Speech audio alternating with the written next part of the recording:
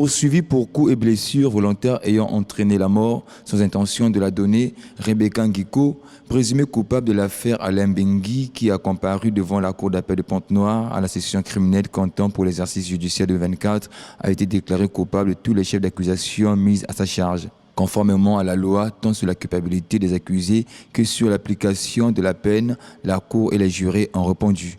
Le comportement, les agissements, les actes posés par l'agent pénal déterminent si oui ou non il a eu l'intention de poser un acte homicide.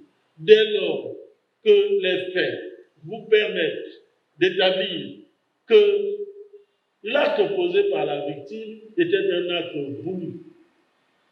Et non seulement voulu, était un acte dont la conséquence est l'atteinte de la vie.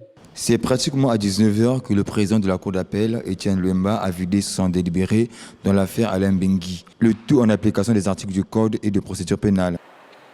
Par ces motifs, statuant publiquement, contradictoirement en matière criminelle en premier et dernier ressort, sur l'action publique, déclare Nguiko Rebecca coupable du crime de coups et blessures volontaires ayant entraîné la mort sans intention de la donner ainsi requalifiée. En répression, lui faisant application de la loi, la condamne à la peine de 5 ans de travaux forcés.